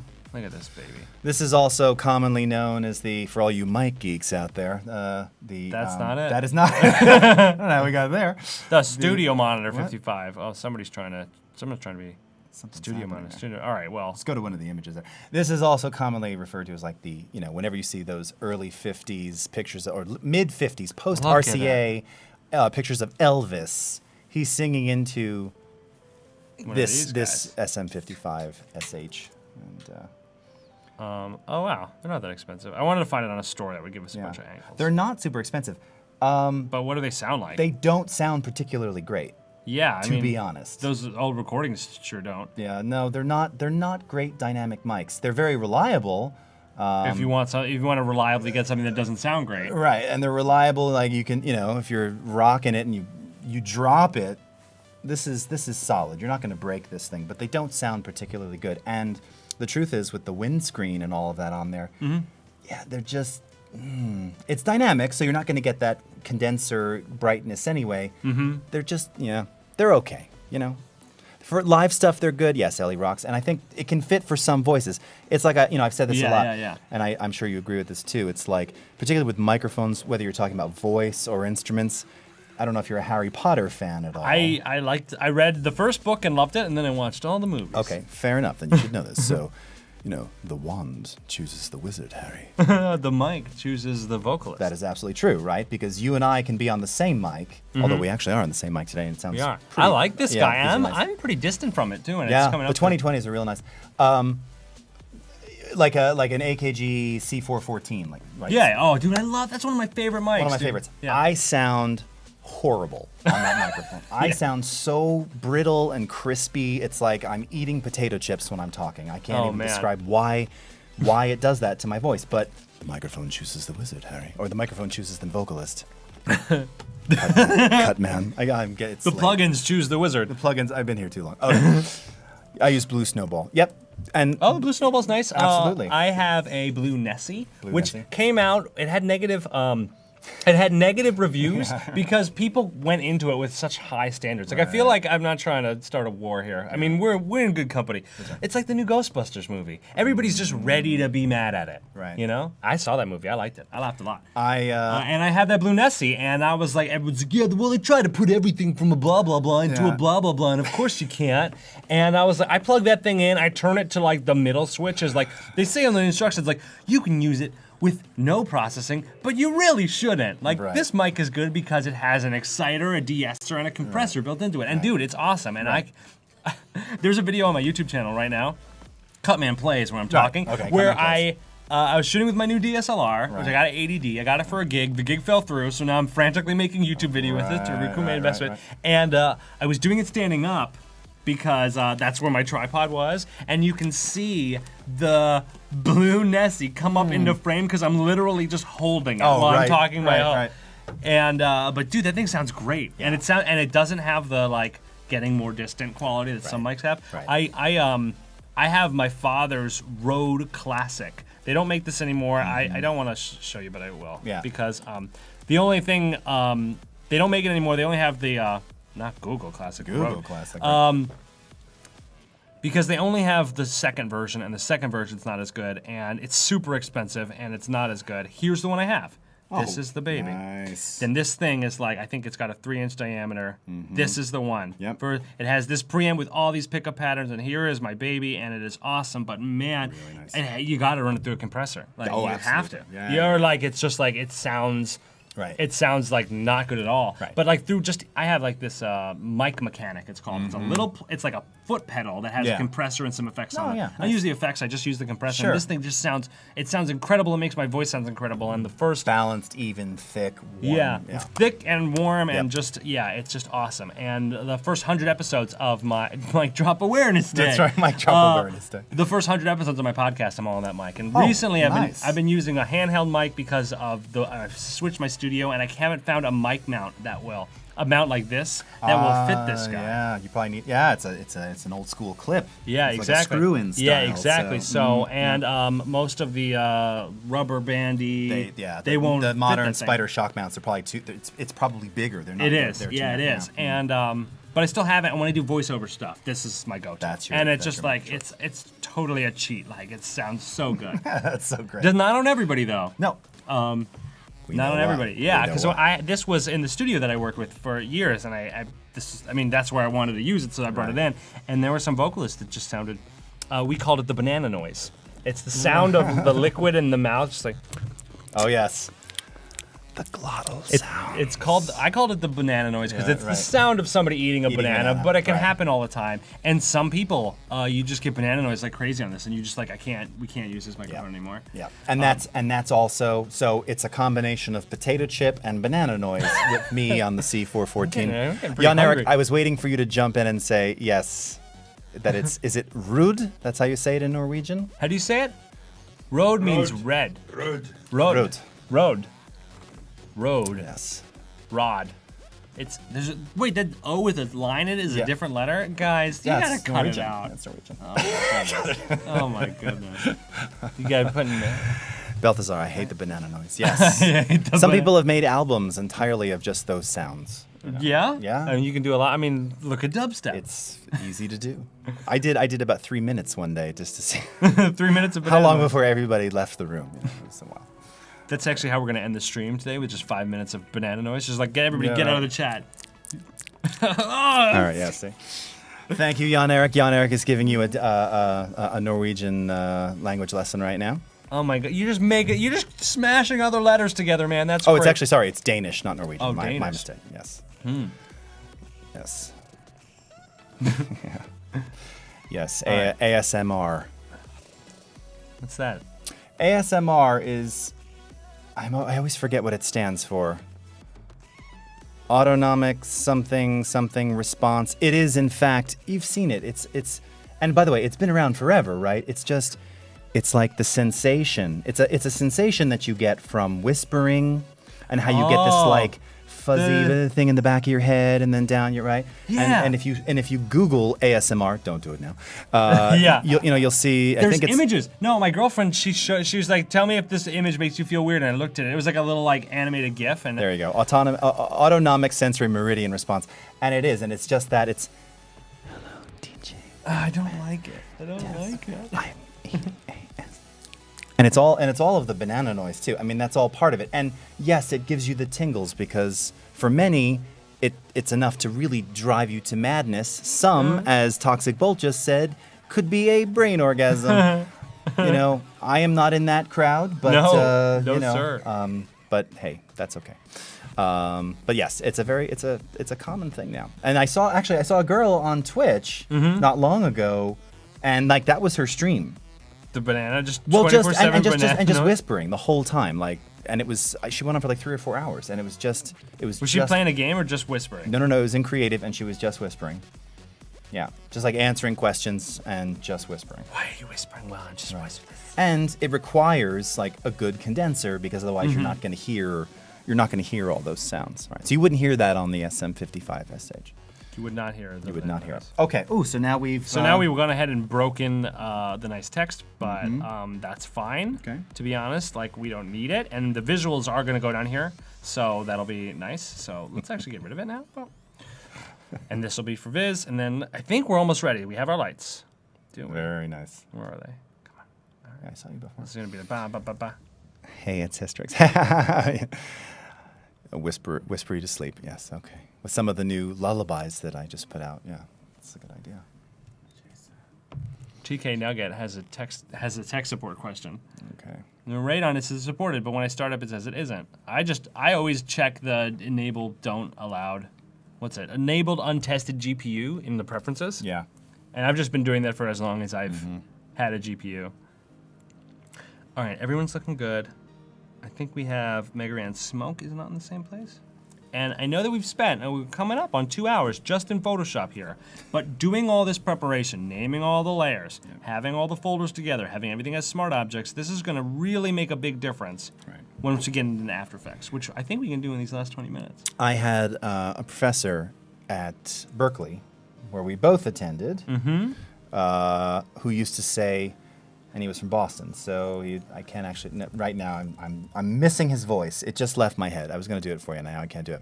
But he used to say, you got to this actually could mean two things, but we're talking about what we're doing here. You got to pre-produce to reproduce. Ooh, I like that. So pre-production used to be a very big part of particularly record making, right? You had limited tracks. You had to know, like, all right, we're going to bounce this stuff. We only have 8, so we can't just record 50 things. That like you had to do a lot of pre-production so that you could produce the final.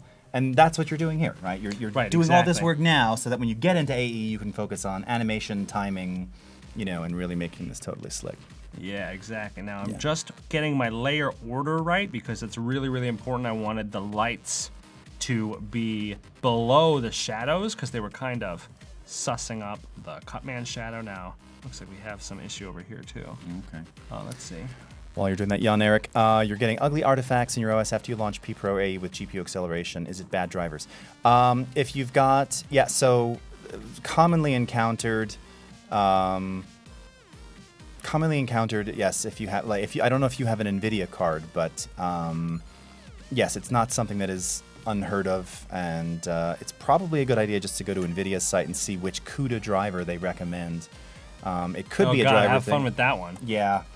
Generally, the latest ones are the way to go. I mean, I can even tell you here on my system, I haven't updated to the latest recently, the latest CUDA driver, and this machine has the GT750M, but I have, here, let's see which driver I'm running. It's already kind of old. Yeah, see, I've got, oh, wow, it's, whoops, what did I just do? Super old, it looks like, because I've got 7064, and the current driver is 7.5. So I'm several versions back, but it's been working great. So, like, Whatever. I didn't want to fix it. But the truth is, so that could be it. And Eric, someone also mentioned it even could be like a temperature issue. So yeah, sometimes if you're like opening, closing the app and you're getting that visual, like it left behind, it looks like kind of 8-bit pixel garbage. Yeah. Sometimes just a quick restart, because yeah, it could be just the card and the fan on the card, or lack thereof, overheating. So I don't know if you've got that. Oh, you have NVIDIA. Okay, yeah, then I would check to see. Always, back up your system before you update those things. If you can. If it's possible. But that could very well be it. In fact, I just saw recently, with the recent updates in June, some people were encountering some issues because they grabbed the June update from them, and they've since updated things and fixed it. So very well could be. It's not a definitive yes, but it absolutely could be. So you've got the current one. Interesting. Uh-huh. Okay. It could be, if it could be, you might consider rolling back, or because I think that's the one that it just said is the latest, right? Yeah, 7530. So yeah, you've got the latest. It might be something to consider if you could possibly roll back to the previous one and see if you're getting the same problems. Also, if it's not consistent, like if it just appears, it's sometimes worth going into the project settings, flushing out the GPU by switching into like software mode or OpenCL. Oh, interesting. Yeah. So kind of deleting all the previews, flushing it out. It sort of resets now, because now it's not leveraging GPU acceleration, and then turn it back on. That might be a short-term solution in lieu of modifying the driver. But I know what you're seeing, and I've definitely fixed it with updates. All right, so what I'm doing here is the thing that it always sucks to do, but it's really, really worth it. I'm going in and adding just the tiniest bit to the art, because I want to be able to have the most possible control. So what I'm doing is I'm just make sure I'm on the right layer. So that's the fill. This is the stroke. I'm basically recreating part of the art that the artist did not draw, because why would she? This is off the composition. But I want to have everything I possibly need in After Effects. So I'm just gonna soften this up a little bit, and it's not gonna be perfect, but we are gonna use the time-honored clone stamp. I was gonna say, yeah, you could clone to get that purple line in there and get some of the, yeah. Oh, I'm gonna just clone this on a whole new layer. We've got 15 minutes left. Oh, yes. We gotta get into After Effects. Gotta get into 8, but that's okay. Hey, man. Yeah? If we don't, it's cool. It is. I mean, it would be a great place to It would start. be a great place to start tomorrow, and a nice place to leave off, but no pressure here. We're gonna get there. Can I use a clone stamp tool on all layers, or just on a particular one? Well, I'd put it on a new layer, and then select layer you want to clone from, and then go to a new layer. Yeah. Okay. I guess I'm so used to doing this on. You've got a lot of things here, so yeah, you want to make sure you're cloning whatever layer that's on. Yeah. So Yeah. come here. And yes, and we've got Michael Shez, and Rufus Deutschler coming up. What are you guys showing today, this afternoon? Mobile workflows. Oh, very nice, very nice. And don't forget, you can also follow DJ Cutman here on Twitch. You can. I'm just DJ Cutman right on Twitch. I'm also Video Game DJ on Twitter. And my YouTube channel is Game Chops. Look at all the links. I put them there for Got you. them all there, right on the desktop. Dude, clone stamp's not cooperating. It's not Not cool. Oh, there it goes. It just had to be called out. All right, let's get this stuff back on.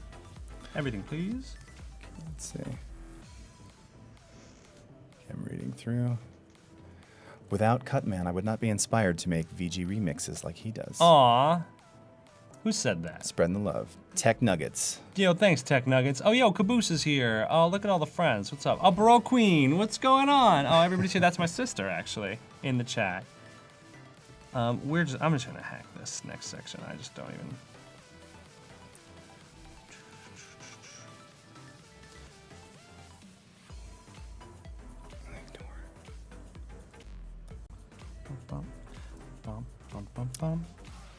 Derek Kuhn says, game chops on Adobe Stream. Am I dreaming?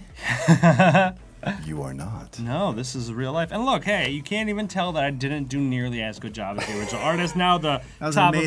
That was an amazing job you did there. And like the trick is to zoom way in. Don't be afraid. This is actually like you can see the grossness when you're this close, but you're not going to see that once we throw some effects and some little things on there.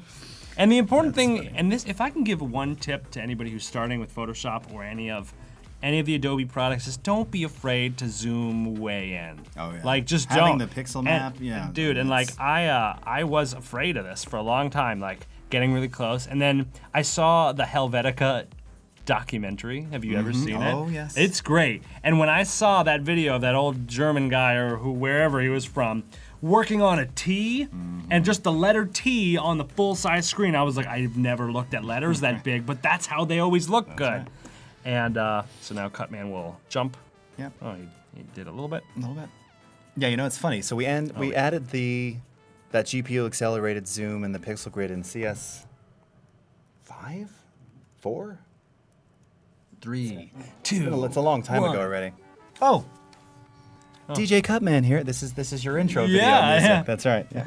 Oh, that's right. That's Yeah. right. On Cutman Plays. This is a good one. This is from this is a remix of Sonic 2, Yeah. and this is one of my favorite theme songs as a kid too. This little beat right here. Now I noticed Mega Ran and D&D Slugger shadows do not look the same as Cutman's, and you know why? Because they're inside of this thing. They have a multiply, and their opacity is 72. So I'm gonna go ahead and get this shadow, multiply, bring it down to 72, and there we go. Look at that. Totally matched. I don't understand what all the blend modes do. I do trial and error on them all the time, but I know that linear dodge add is the one that makes everything look great in After Effects. And I know multiply is the one you're supposed to use for shadows. I really should just look it up, but I'm just like accustomed to like doing this. So bapping I through did. them I all. just. Aaron's here. So Aaron was here this morning. Oh, hey, what's up, dude? The whole thing. I was gonna suggest box blur for your shadows, but I'm like, I'm gonna stay out of it. I'm gonna let you watch the VOD. I like the. Dude, like amazing. Oh yeah, really? Yeah. His session today was. Oh, I gotta rewatch. Off the hook. Yeah. I'm just like in my hotel room, be like, what art, what song, what art, what song. All right, so we have 10 minutes left. Yeah. Let's bring this into After Effects. We're doing it. It's either gonna be We're going a into total AA. wreck or Okay. it's gonna be totally great. Last thing I want to do is I want to lock the crowd Okay.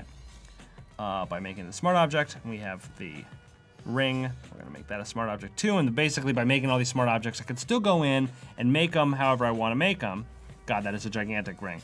But by making them smart objects, I can. to rule them all. Sorry, I had to say that. But by making them smart objects, it's going to make our After Effects project less nutty, less crazy. I have to keep these separate because they're blending with each other. And if you watch, if I make them a smart object, it'll switch them to normal view, and they get gross. So can't have that. Overlay. Let's try putting it on. I feel like it won't be the same though because they're blending differently. Now let me ask you, how much of the blend mode, how much are you leveraging this in After Effects, like without starting it in Photoshop? Like, So much. Okay. Like the core of what we'll do tomorrow is layering. Right. Layering layers Readjusting and blend modes, blending. yeah, okay. Throwing some VFX stuff over there to add some texture and everything, or whatever it is we need. You know, it doesn't look that bad actually. It doesn't look. This is with the layers separate. This is with them together. Right. I'm gonna keep them together for the sake of just having a cleaner project. And worst case, I can go in, break them apart, and Right. re-import them. Right. Hopefully, I won't have to do that. And also, you're probably already in your mind kind of seeing with the effects, with the motion, what this is going to look like, and how that may ultimately not really affect the visual anyway. Right, exactly. Yeah. All right, let's do it. Let's do it.